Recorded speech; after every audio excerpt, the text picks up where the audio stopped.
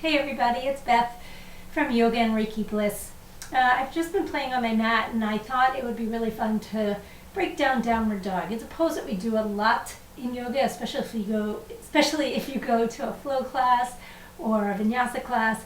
And I just thought it'd be really nice that instead of just doing a few cat and cows and or whatever, getting into it, that we spend a little time warming up fingers and hands and wrists and shoulders, pelvis, even the legs, the hamstrings, calves, that sort of thing, so that we feel really ready and warm to do downward dog. So find a comfortable seat, sitting up on something so your pelvis can be upright. We'll start in Sukhasana, and go ahead and cross your favorite leg in front. We'll change that at some point. And give yourself a nice long deep breath in, and a nice long deep breath out. Good, and I'd love you to just keep some steady breathing. And let's take your right hand out. I'm going to start to work with the fingers. So gently draw one finger up, then the next, then the next. Try not to let the fingers stay bent, but to be really straightening them. Right? So not curled, but really straight, straight, straight. And then your thumb, I don't want you to pull it back, but I want you to pull it, draw it out to the side. And then as you do that, traction the other fingers up to the sky, like a big high five. And then let that go, and do the same on the other. So you're really trying to open up the joints in the fingers, right? So instead of being in this position, which we're in a lot, typing, driving, writing, just trying to lengthen the fingers out, and the thumb out to the side, then traction the other fingers up and out, spread, spread, spread, like big starfish. Good, and then make fists and spread, and fists and spread. Good, and give a little shake. Then we're going to take those hands out again and try to make circles with your wrists.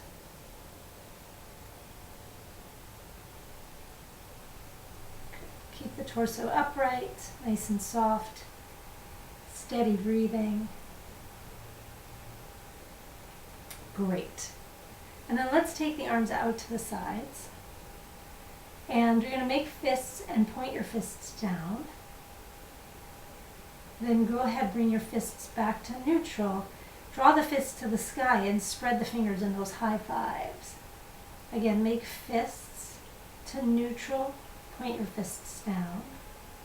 Neutral to the sky and spread like starfish. And one more time. Fist, neutral, down, neutral, up, and spread. Good. And let your arms have a moment. Take a breath in and take a breath out. All right. Now we're going to continue with the arm. So outstretch your right arm again. And you're going to rotate your arm all the way up, the upper arm, the humerus in the shoulder socket. So ultimately the palm faces up. You're working on external rotation. Then you're going to internally rotate the arm. Externally rotate it. Internally rotate it to neutral. You could even go a little bit more. And externally rotate it. And internally rotate it. Good. Now bring it back so the palm is facing down. Keep your keep your upper arm, your humerus, right where it is. And you see if you can now just turn the forearm so the palm faces up. This is supination. And then you're going to turn the forearm so the palm faces down to pronation. Here we're going to supinate and pronate. And one more time. Great. And then let that arm relax. Take your other arm out. Again, from the humerus in the shoulder socket, externally rotate. And internally rotate. And externally. Good. And do that one more time. Now bring it neutral, palms facing down. Your elbow crease is more toward the diagonal. And you're going to keep the upper arm where it is, and so you can just rotate the forearm. So as the palm turns up, it's supination. As the palm turns down, it's pronation. We'll do that one more time. Good, and then let it relax. Let's come back to the right arm, but let's change the crossing of your legs now. Putting the opposite leg in front. Again, pelvis upright, spine nice and lifted. Try to keep your front ribs, and in fact you can even keep your one hand, your left hand on your front ribs so they don't start poking out. You're going to take your right arm out in front of you, thumb faced up. Reach it up alongside your ear. And take it back. And as it glances back beyond your ear, inwardly rotate it so the thumb as a result faces down and stretch it back. And circle it down again. And let's do that again. Reach the right arm forward, thumb up. As it comes back all the way up in that upper arm bone, right in the shoulder socket, internally rotate it. And take it down. And to the best that you're able, try not to let the chest turn, the torso turn, front ribs down. Good, let's do the other arm. Left arm reaches up. As it glances back, internally rotate it. Try to keep your chest forward, front ribs down. Take your arm down. Good, arm reaches forward, thumb is facing up. As it comes up, it's externally rotated. As you take it back beyond you, let it internally rotate. Thumb down as a result. Beautiful. Well, let's come back to the first side, the right side. Take it back, thumb is down. Now externally rotate it as the arm sweeps up alongside your ear. Keep it like that, thumb is facing up as you reach it forward and down. Do that again. Reach straight back, thumb is down. As it comes up, there's going to be a point where you're going to want to externally rotate it, let it do it, and take it forward and down. So again, trying to keep the front ribs from poking up. Take your left arm back, thumb is down. Find that external rotation, palms facing up. As it comes alongside your ear, it's externally rotated, the palm is facing the right. As a result, the thumb is facing up. Take it back, thumb is down. As far as you comfortably can, then externally rotate it all the way up in the arm bone, in the shoulder socket. Good, and take it down. Wonderful, you guys. All right, from here we're going to shift out onto your hands and knees. If you'd like to have a blanket, you can have a blanket under your knees. You're going to bring your hips right over your knees, hands under shoulders. You're going to find those starfish, spread fingers, right? So your middle fingers might be pointing a little more forward. Your thumbs are trying to stretch towards each other. Give a little push of the earth away and try to radiate the weight of your hands all the way out into your fingerprints. So you have a nice planting of those hands. At the same time, press the earth away. You're going to try to hug your outer upper arms towards each other, right? Not so much that you hyperextend, but I also don't want you to be here with this sort of bowing out feel, right? So push the earth away and try to draw your outer upper arms towards each other. So you're trying to work that external rotation while you work a little bit of that pronation, internal rotation feel through the forearm. And then you're going to keep your front ribs into your back ribs. So you're not going to let them drop down. And all you're going to do is let the chest drop a little bit. And then push the earth away. Come back up. So it's a softening of the heart down and a drawing of the heart back up. A softening between the shoulder blades kind of feel, and then a widening. Trying to keep the arms straight here, so I'm trying not to let the elbows bend. And again, trying to keep the pelvis neutral, so it's not cat-cow. And do that one more time. Great, then walk your arms out. And keep your hips a little more over your knees, so we're not going to come all the way back toward a child's pose. And again, try not to let the front ribs sag. Keep the front ribs into the back ribs. You can let the head soften and breathe a couple of breaths. Arms are really long, so stretching through the elbow joints.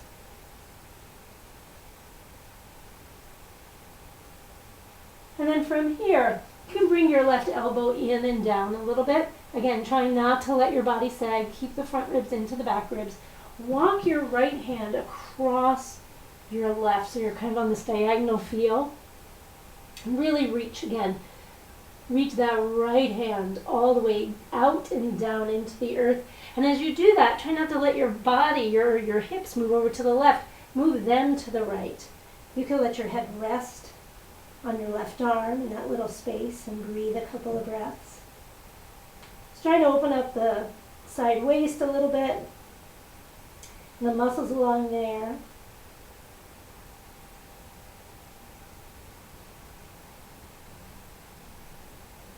Good, and take one more breath. And slowly walk that right hand back. You can put that elbow on the ground, and then we'll take the left arm over. So it's crossing over the right if it can, more toward like the upper corner of your mat. And you're going to try to invite the hips and even the waist a little to draw to the left. Again, try to keep the front ribs into the back ribs. So neutral pelvis, neutral through the spine. And maybe you send some breath in and around that left rib cage area.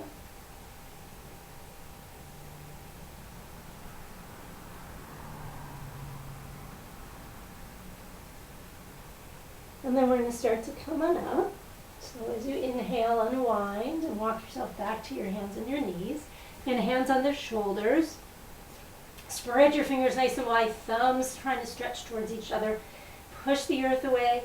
Give that hug of the outer upper arms towards each other.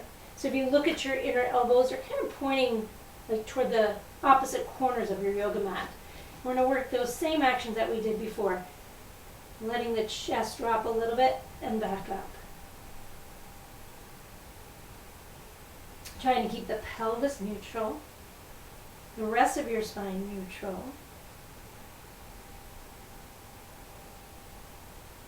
Elbows stay long. 2 more times.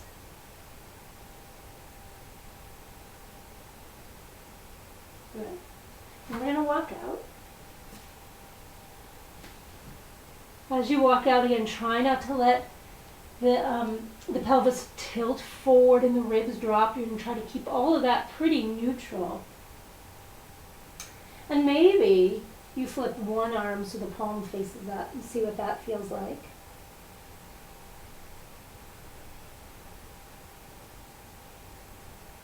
Turn that palm back down. Do the other arm. Palm face up, trying to imagine that that thumb could spin to the ground.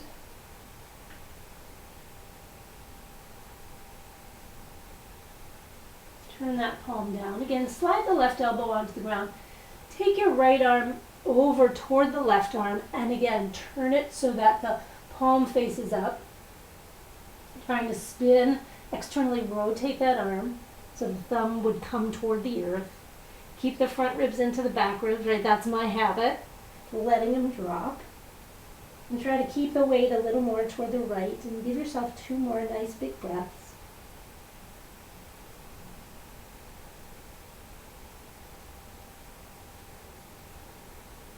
Good. Walk that right arm back to the right, bend your right elbow a little bit.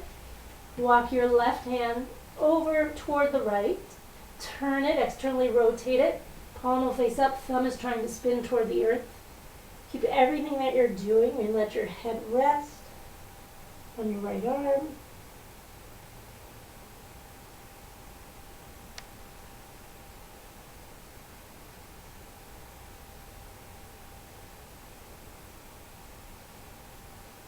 And walk that left hand back. Bring yourself up to your hands and your knees again.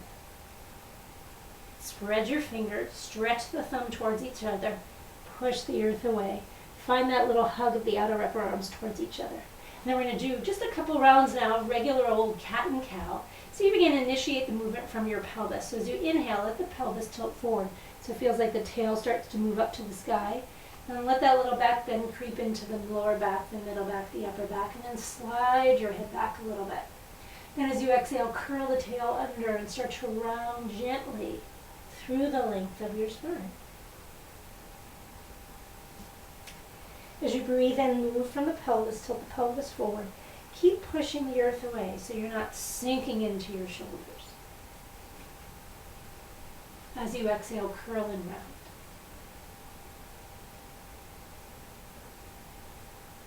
Do that one more time, breathing in. And breathing out. You're going to breathe right back into a neutral spine. And from here, we're going to step the right foot forward in between the hands. Now, if you need blocks under your hands, you need books under your hands, give that to yourself. You can even just simply rise up to your fingertips for a little more room to step the right foot forward. And we're just going to do little rockings. So try to keep the right foot on the earth. So let your hips rock a little forward, let your right knee bend.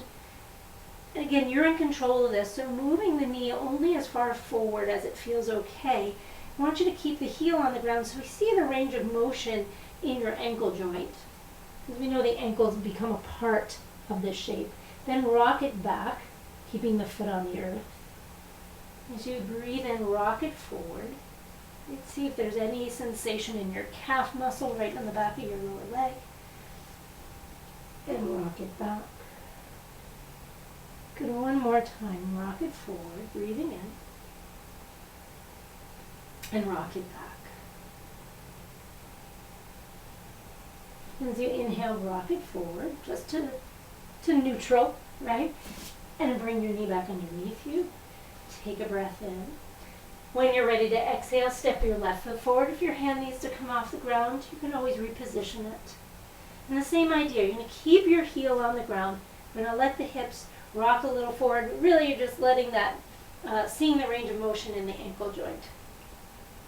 And then rock it back. I'm going to keep my foot planted, toes trying to relax. Rock it forward. If there's any pain in the knee, back out till there's no pain. Same ankle joint. Don't. And our practice, if nothing else, is a reminder of that key point of ahimsa, non-harming, not hurting yourself, and deep listening, svadhyaya, right? Self-study, self-observation.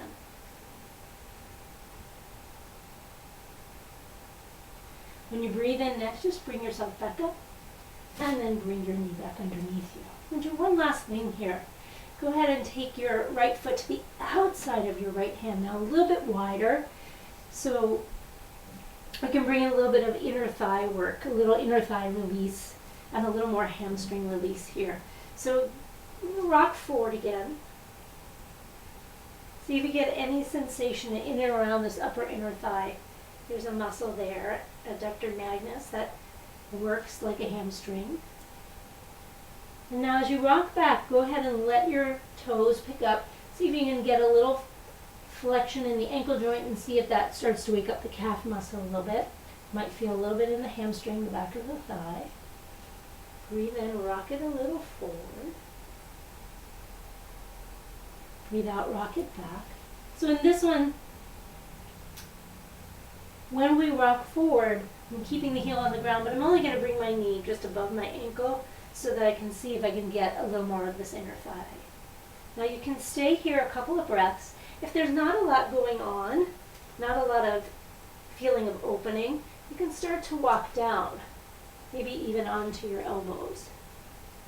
If the toes need to turn out a little bit or walk out a little bit, that's fine. And see if you can find some breaths here.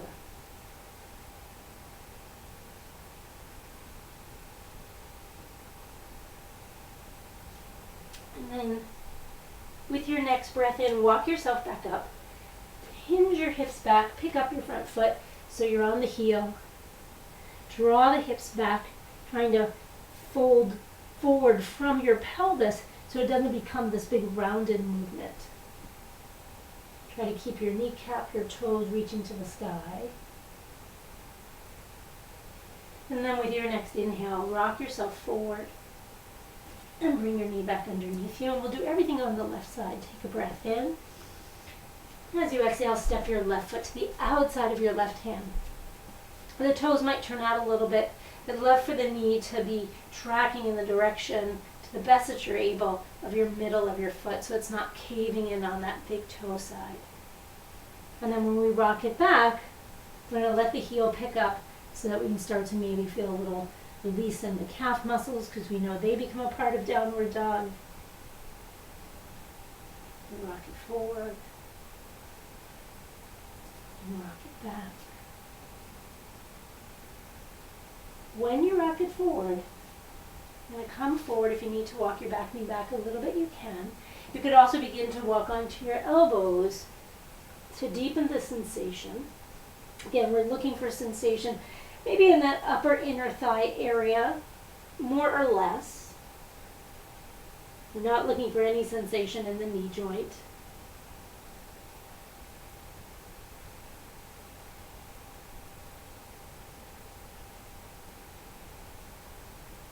As you breathe your next breath in, walk yourself back up and walk your hips back, rock them back, pick up the front foot, right? Drawing the toes and the ball of the foot up off the ground.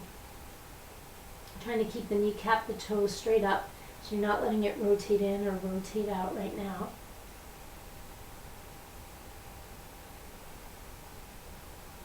And then we'll rock it forward.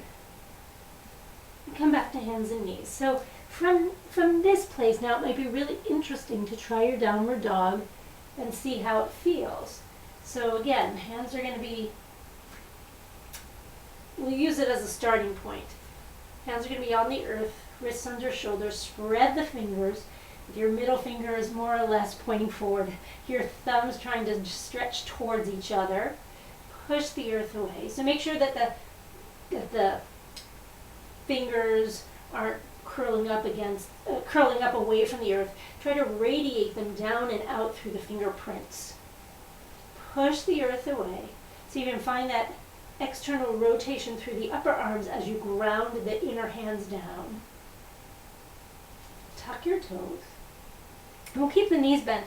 Draw the hips up and away from your armpits, from your hands. Keep pushing the earth away. And then let's peel the left heel down. And imagine the big toe mound of your left foot is reaching downward and your outer left heel is reaching downward. And take a breath in. Then bend your left knee. Do the same with your right. Stretch your right heel down. Stretch your right leg out. Anchor the big toe mound down. Stretch into the outer heel. Press into that outer right heel. And then let's see if we can outstretch both legs. Fingers still rooting right through the fingerprints. Outer upper arms still hugging in. Pushing the earth away. And just see what this dog feels like for 2 more breaths. Try to imagine your hips moving away from your ribs. And return your knees to the earth.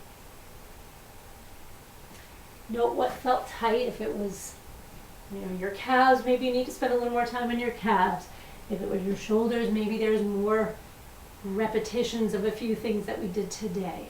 But I'm hoping that just gives you a little mini practice when you don't have a ton of time to come into downward dog, and just a new insight into ways that we can warm up the body and prepare it for a pose that we do so much in yoga class. Thank you so much for joining me. If you have any questions or comments, please leave them under the video or send me an email. You can always find me at thisisyourbliss.com. Thanks again, everybody. Namaste.